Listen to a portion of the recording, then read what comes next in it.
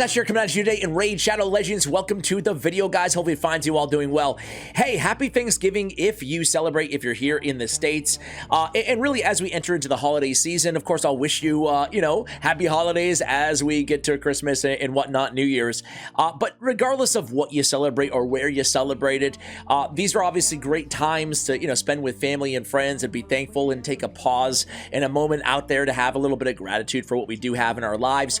But also, they can be some of the most challenging times, especially if you've lost a loved one, if you're struggling with depression or anxiety or isolation or any of that stuff. So my heart goes out to all of you who are celebrating these good times and enjoying them, but also those of you who find the holidays a struggle. Hopefully it's a small minority of you guys, but again, as somebody who, gosh, I went about 5 years after the passing of my mom and my brother and just didn't even want to leave my house during the holidays at all. It took me a while. So again, if you're going through that, especially if you just lost somebody who was a big part of your life, big part of your family, just understand that that's totally natural, and things eventually and hopefully will get better for you. Some love out there, especially if you need it out there today. Hey, listen. Today we're going to talk about Nukers. That's right, another ranking video. It's not actually a ranking video. We're here to discuss the new meta.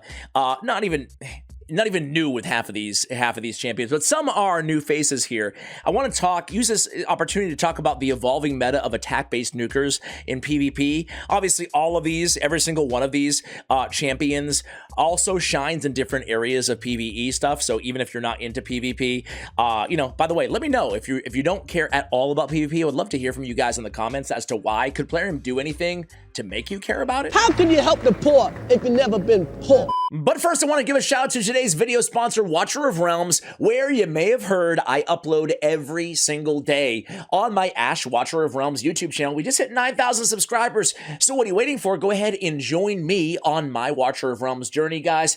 I really, genuinely, I can't be any more real with you guys. I love this game. The developers listen to all of our feedback. They make immediate and drastic changes. So far, like, everything's growing, the community's growing, and everything's beautiful inside this game. Let me tell you about some of the events that are coming. So guys, the events inside Watcher of Realms are absolutely top notch. Right now, we have a Day of Giving Thanks going on. This is a perfect time to go ahead and download, guys, honestly, because we have a legendary skill crystal, we have some summons, some diamonds, and they're very easily obtainable in these events. They're very, very player friendly. They know that you have a life and, you might be doing something for the holidays, so you can still, play casually and get these awesome, amazing rewards. We have exclusive Black Friday discounts as well. We have a draw one and get one free event going on right now as well, and 2 new heroes inside the card pool. So guys, when a new hero is introduced to this game, it's actually a really big deal. Unlike, a game you might be familiar with where there's already like 1,000 champions in the game, it's a big deal because we're still in the first year of this game. So Constance is a new defender. She looks unbelievable. Team attack booster and a ground healer, auto rage regen, really, really attractive defender being added to the game. And then we have Allura, who I absolutely want. She looks nasty. She has anti-air buffs, invisibility, and a split attack ability as well. You can see they have nice gear recommendations and everything right here inside the game for your convenience. So guys, I am thrilled right now inside the game because I just got my hands on Pyros through a free event. So many players did. They give you so many really good heroes in this game absolutely for free. They just added Greed, as a matter of fact, as a 30-day login, who's very, very good as well. But Pyros, the reason I'm so excited about him is in this game, guys, they have something called Lords. So think of Lords as kind of a, like a beefed up, buffed up aura ability, right? Increases faction allies' attributes, and they have this special ability that they bring to the table as well. In Pyros' case, it's a penetration increase vis-a-vis his Feast of Destruction Lord skill. Anyway, guys, there's plenty more content and guides on all of these heroes that I mentioned, as well as beginner guides on the game, beginner tips on my YouTube channel. I have over 70 videos at the time of this recording, so go ahead and check them out. The link to download this game, as well as the link to my YouTube channel covering Watcher of Realms, will be in the first line of the description below in the pinned comment of this video. Thank you, Watcher of Realms, for sponsoring today's video. I digress. Let's get into it here, guys. There are no epics on today's list. because I'm talking about meta, like the most popular, and I'm about a week away from getting Quintus the Triumphant on my account, right? Hitting 4,000 in live arena. I've been grinding, you know, fairly hard the last couple weeks to get there. So after taking a couple months off, you know, before that, I'm still going to release a video talking about live arena, all my strategies, besides spend money, right? Pack your things. I'll meet you outside. No, honestly, I have to totally admit, and the reason I'm not going to rank today's video, like going from 10 to 1, is because, you know, one thing you learn quickly, you know, especially the more you play live arena, is especially after you get to gold where there's bans and you can't get duplicate, you know, you can't use duplicate copies, is different champions. You can say this everywhere about this game, right? Different champions truly do shine in different situations. But I shine brighter than them all. Where did that come from? Quintus the Triumphant, I saw him as the top-ranked nuker in 2 tier lists out there on the internet, just to make sure I wasn't missing anybody. But I never see this dude at all in live arena, even people who have him, you know? I don't see a lot of people playing him. I find a lot of people who actually get him finding him a little bit underwhelming. Well, you can see in the reviews here. The child is neglected, poor and fatherless. But yet he's still ranked as a top attack-based nuker on those tier lists. I'm going to reserve my judgment, and I will create a guide when I do get him, or maybe just like a first impressions video, because again, I hate making guides on champions that not many people have. Let's make the poor bastard feel special. Anyway, I digress about Quintus, but I don't think he's top 10. I don't have him on my list. I did want to give an epic shout out, guys. If you have Quintus, by the way, and you disagree with me, I would love to hear from you guys. I want to give an epic shout out, okay, before we move on to the list. And this is a dude who I absolutely, and why am I in Barbarians? This is a dude who I absolutely love, and I just think he's so good and underutilized right now in this meta, and it's Fenax.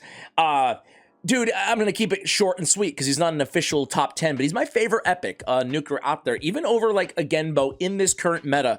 I think with Sun Wukong literally on almost every single draft, Sun Wukong is being used. I'm sure you see him all over Classic Arena, Tag Team, if any of you guys play that, other than the getting your 5 battles in for the for Faction Wars. Not everyone is like you. Anyway, Sun Wukong is so annoying and he's everywhere, right? So he plays an extra hit. The target has any debuffs, but enemies killed by his default A1 will deny revival. That will take care of that annoying Sun Wukong.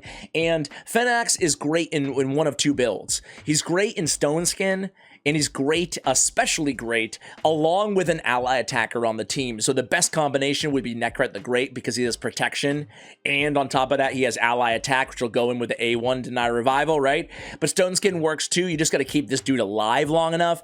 And another great use case for Fenax is everybody's playing not just Sun Wukong, not just a bunch of revivers, but also Yumeko and Warlord. You know, Yumeko and Warlord are everywhere inside the arena, and Fenax doesn't matter if you lock out his A2 and his A3, he'll go in with the A1 block revive. So I think that he is really, really, really well equipped to shine in this meta. Heck, I'm talking about him so much here, I'm almost talking myself into including him on the list. You know, let's call it top 11 nukers instead. Make it 12. So as we get to the list here, I'm going to start with Turvold in no particular order again. Turvold is the best raw damage dealer out there, in my opinion, in the arena. Meaning we don't even care so much about ignore defense on this dude, so he's a very unique champion in that regard. And we don't really care. I mean, he can basically come in and take care of any. I have a guide about a year ago, an updated guide on Turvold, and he just wrecks anybody. Doesn't matter if they're under increased defense. Doesn't matter what they're under, with the exception of Stone Skin. This Juggernaut, as long as you can put him on the team that has enough buffs, right, to buff him, he'll just absolutely decimate anybody. I love that it's a 2-time hitter too, because, you know, you can snipe their nuker, you know, provided it's not like a Rhodos. You can snipe their nuker with the 2x hitter and still deal with Ultimate Death Knight. So Turvold definitely is still in favor in the arena for those reasons. I really like Turvold. But again, the theme that we're going to talk about here, and I'll just say it once for all of these champions, I want to talk about their specific why they're meta, right, as we talk about them, rather than just reading their skills for you guys. But the thing we want to talk about when we think about attack-based nukers, and the reason defense-based nukers like Staltis, like Ragash, like Harima are so popular, is you got to have a plan to protect them. So a two-piece stone skin, sacrificing the lethal or courage is a great strategy. A protection strategy like a Necret or an Andrysia as an epic option is a great option as well. Or just simply having, you know, like a Canderfon or something on the team that has that perfect veil or a veil. And then, of course, last, if you can't meet any of those criteria, going in with a very fast speed lead, like an Arbiter, ensure that you're going to go first. Even in those situations, because of Stone Skin, you might still lose if you don't have a protection strategy. Of course, Bolster as well is a great set to have on one of the champions on these teams. You got to keep them alive. Last thing I'll mention about builds on these champions, and we'll go through as we go through the list here, is man, oh man. I mean, stating the super obvious, but I know there's new players. I get thousands of new players every video that I put out. New viewers, I should say. Isn't that crazy? It's wild to me. I take it for granted. So if you're new to the channel, hi. But it's wild to me that, like, if this video gets, I don't know, 10,000 views, about 10%, 1,000 are brand new viewers for the first time. So, hey guys, how you doing? Can I have your autograph? Sure.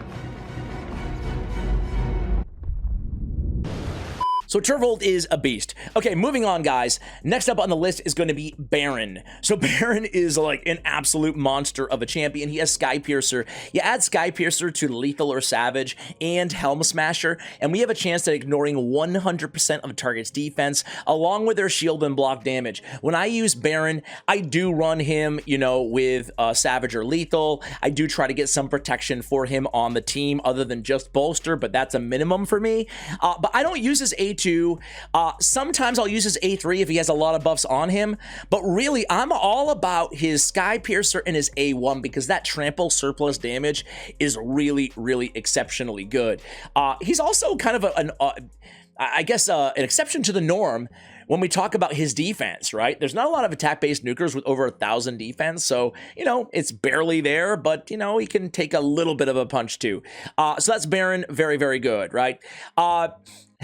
I'm going to put a controversial choice here on the list, guys. I'm sure I'm going to snub a lot of your favorite champions, but I just made a video yesterday on this dude, and I mean, hopefully I converted some of you guys. Hello again, everybody. Because I've been saying that Nogdar the Headhunter is just a criminally underrated champion. If you want to find out all the reasons why, go ahead and check out that video that I did yesterday on him. But I'm putting my money where my mouth is right now in this video. I'm sure it's going to be the one that people disagree with the most on my list, but I truly believe this Last Rites TLDR, Last Rites where he swaps HP levels with any enemy. It doesn't matter if they're under Storm Skin. It doesn't matter if they have 1,200 resistance. It requires no accuracy. It doesn't matter if they're Stone Skin, have all the buffs in the world. He goes in there, he steals or he sacrifices his HP. He swaps with somebody who's full HP. He gets an extra turn. He goes in there and then he kills them because they only have 50% HP with his A2. And then he comes back to life with a 50% HP and a full turn meter every time he's dead. He got 2 massive buffs over the years, most recently a few months ago. I think this dude is the most underutilized and underrated nuker out there inside the game, especially in the arena. Go check out yesterday's video again if you disagree with me or you think I'm a big meme and a joke by including him on my list over the great Trunda. I can't believe you just did that. I don't have Trunda on the list, although I absolutely love her. But I think that Nogdar is just so freaking good, okay? Let's get the obvious out of the way here, guys. Sun Wukong. Sun Wukong, a lot of people weren't sure what to think of this dude in the beginning. But man, I mean, I think it's safe to say at this point that Sun Wukong is freaking here to stay and he is everywhere. Now, his Now You See Us ability doesn't hit that hard compared to all the other nukers, heck, that we're talking about in today's video, but it's so good. It's stealing and then putting up block buffs, so annoying. And this Staff of Wonder, it absolutely just decimates your opponent, or if not, it turns them into the sheep. And that surplus damage, if you can kill after the initial hit there, I mean, you're sometimes on a squishier team, on a go first team, you're killing everybody. Not to mention he's coming back to life 3 turns after he was killed with 100% turn meter, and he's got the speed aura as well, 28%. He brings so much utility to the battle on top of just damage, but yeah, Sun Wukong definitely makes the list. The most popular arena nuker that I see out there in live arena by far is Sun Wukong, a free champion. You know, you can't say that very often in this game. All right, moving on here, guys. We have, of course, Nutcracker, Geargid the Breaker. So Nutcracker is, I mean, no one hits as hard is as nutcracker in my experience, right? With this deadly ballet ability, not only does it ignore Stone Skin and every other buff invented by Plarium, but it just does. I mean, let me put it this way. I had a Duchess with 7,500 defense in Stone Skin with increased defense buff, and he hit her for 300,000 damage. Now, granted, he was +4 on my opponent, so must be nice, but come on, dude. That's insane. That's insane. Then he gets the extra turn. He AoE attacks. March of Tin does so much damage as well. It can't be resisted, the 30% turn meter decrease. It's a 50% chance to ignore 50% of target's defense. You add that to Helm Smasher and to Savage or Lethal, and then you get a 100% chance potentially ignore defense. He's unreal. So yeah, Jirgid is still absolutely meta in the game. Now, I mentioned earlier that who do I have for new hero over here? Why? Oh, okay, we got a new rare. Little interlude here for you guys. No. What does she do? A stun? And then an AoE increased defense on all allies on a 4-turn cool. Man, dude, they just don't add good rares to the game very often. That's for dang sure. All right, guys. Again, I keep it like shouting out Trunda and drawing attention to it because she's still so good. I just never, ever see her anymore in the end game, you know, in the arena. And for obvious reasons, we won't get into everything about Trunda. I don't want to make this a big dissertation. But you know who I do see more than Trunda nowadays? Quite a bit. And he fits into so many different sorts of comps. It's Hefrak, you know. I want to be clear. I think that he's probably a little tier below some of the previously aforementioned champions. Granted, most of them were Void legendaries, so they ought to be pretty powerful too.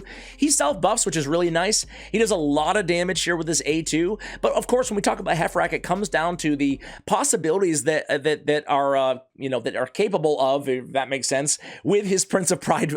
If I can learn how to speak, it'd be great. His Prince of Pride passive.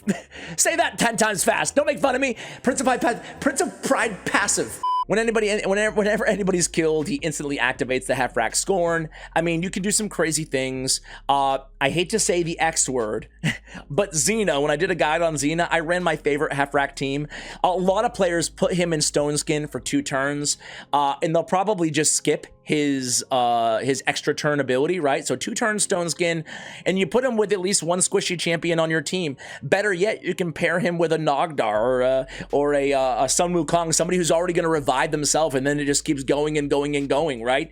But the cycle is he instantly activates Hefrak Scorn when somebody is killed, doesn't put the skill on cooldown. You come back, you use the skill. It's amazing, right? So you put him in Stone Skin with squishy champions around him, and he can be a real beast inside the arena. So I did include Hefrak. While I'm here, I also include Kanderfon still. He's an old school champion. Granted, he was the worst legendary champion in the game, arguably for the first 2 years or so, maybe 3 that he was inside the game, but now he's definitely one of the best after he received a pretty big buff about 1.5 years, 2 years ago. I feel like I say 1.5 years, 2 years ago as like shorthand for I don't remember, but it was not that long, but not that close. Anyway, Butcher's Glee does so much damage, it's great.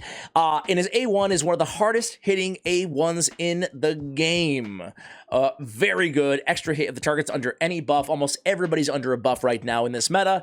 So its Punish Hubris is just unbelievably good. And again, it allows him to shine against Yamekos or Warlord, at least provide some utility with that very hard-hitting A1 if his skills get locked down. But the reason he's so meta right now, too, is because he has a perfect veil on himself. Moreover, he has a perfect veil on the champion for 1 turn each time an enemy's turn meter is filled that cannot be removed. On his passive, he does so much more damage when he's under a veil or perfect veil, but as we spoke about at the top of this video, it's all about protection with attack-based nukers, and he has that built in, along with damage mitigation while he's under that Veil Perfect Veil. Keep in mind, Veil already comes stock and loaded with 7.5% damage mitigation on AoE attacks, and Perfect Veil has a 15% built-in damage mitigation. So you add all that up, we're talking about 55% less damage when he's under a Perfect Veil from AoE attacks with the turn meter boost and all that good stuff. So he's great because he does a lot of damage, and he's fairly easy to keep alive. He also self-buffs. He brings his own increased attack attack, increased crit damage, etc. All right, let's keep going here, guys. Let's go with my personal favorite, and it's not going to shock anybody if you've been watching this channel at all recently. It's a Nitui Blood Twin. He's my most used attack-based nuker by far on my account. He's so good right now. It's funny because he wasn't that good for a long time. They went in, they buffed the Tormenting Whispers, which is nice. It still doesn't smack that hard, despite his 1729 base attack, one of the highest in the game. No Mercy does hit hard. Decreases damage equal, damage increases equal to the percentage of HP the target has lost. Most importantly, it's a triple hitter. So you can take care, you can dodge an ultimate Death Knight and still kill a Rotos the Lost Groom, right? Because one hit goes to UDK, and the other 2 hits go to Rotos. Rotos needs 2 hits. I don't have kids. Hits to kill, and then he can't be revived. Because the reason he went from, you know, really obscure niche to super meta is Final Doom. Enemies killed by this champion cannot be revived. It also synergizes with the Grim Reaper on Soul Reap, right? Enemies killed by the Reaper cannot be revived. It's really powerful in this meta. Again, a meta dominated by Sun Wukong and Revivers, Sifis, and Marichka's passive, Duchesses, you name them. There's a lot of popular revivers, Pythion, you know, Mighty Uko. I mean, we don't have to worry about a team like running a Sifi and a Marichka and a Sun Wukong with an Nitui Blood Twin on the team. He's not the hardest hitting a nuker in the game, but he's freaking really good. I run him in Stone Skin, sacrificing a little bit of ignored defense because 2 turns with a Nitui Blood Twin in Stone Skin is very scary for the opponent. You know, you have to protect your team at all costs against a Nitui because one tap of his A1, his A2, or his A3, and you lose your champion for the entire duration of the battle. So a Nitui. We have one more left, guys. Any guess? Any guess who the last champion that we're going to talk about in today's video is? I'm trying to think of other honorable mentions. I know there's a lot of good. No, that's enough for today. Cupidus is really good. He's fallen a little bit out of favor. Errol is very good. I think if I was going to include anybody, it'd probably be Trunda or Constantine in terms of honorable mentions, in terms of someone who could easily, you can make a case, a strong case, they belong on the list. I really, really like Constantine the Dayborn. But for me, it's probably the most obvious, but I didn't forget about him, nor could I ever, and it's Rotos the Lost Groom. Even with UDKs, even with, you know, everything else, Rotos still survives, and he's still the best single target nuker in the arena out there, in my opinion. He can be a little bit challenging to build, especially for the late game, because his base HP is 11,000, almost 12,000, and we need a lot of HP on this dude. But the good thing is he can power up his own HP vis-a-vis the A2 ability, right, which is only on a 2-turn cooldown. Obviously, he's better with Trunda. The nice thing is there's a lot of block damage and unkillables, both on passives. Helicath is popular right now. He ignores all of that. He grants an extra turn if he kills the enemy. You do have to charge him up to get the block revive, but the longer you can keep this dude alive in the fight, the better he gets, the more powerful he gets, and then eventually he can start blocking revive as well with the A3. Very, very good, and he hasn't fallen out of favor at all. So Rotos the Lost Groom is the final Actually, I lied to you guys! Please, no more. I'm sorry about that. That was number 9. Oh man, I would have been so upset had I forgot Leo the Proud. Leo is definitely on the list. I want to be clear, this is not an honorable mention. Leorius the Proud is just insanely good. He's insanely good everywhere. He has this A1 that hits a very hard. Damage increases by 20% if the target has less than 60% HP as well. He has a built-in unkillable. Damage increases as his champion's HP decreases. 1% for every 1% HP lost. So this passive effect, it makes him, when he's under his unkillable and he gets that turn, so right when you're about to kill Leo, or when Leo's about to be killed if he's on your team, right? That's when he's at his most dangerous, right? Because you get a 99% damage increase when he's sitting there at 1% HP with that unkillable buff on. So it's a beautiful synergy on True Grit. And then, you know, the Rage of the Pride. Let me just start with this big nuke. Awesome Roar. It's a big nuke. and then it has 100% true fear before attacking, placing a weaken. So he's bringing his own debuffs. I mean, this dude's incredible. Again, his A1 hits very hard, and he's bringing a decreased defense there as well. Great for ally attack teams in general in this game, even in PvE content. Great for a wave killer in general in this game because he has 2 strong nukes on AoEs. Rage of the Pride, what makes this so good in the arena is when it's not on cooldown, aka if the other team goes first, or, you know, just throughout the duration of the battle after you open up with Awesome Roar, he cannot be stunned or frozen or sleep or provoked or true fear or petrification. It can't happen. So if you go against, I don't know, a Tormin, you go against a Mithrala. Some players don't even use the A2. They just keep it off cooldown, and you can just basically just use his great A1, cycle his Awesome Roar, and he can't be CC'd.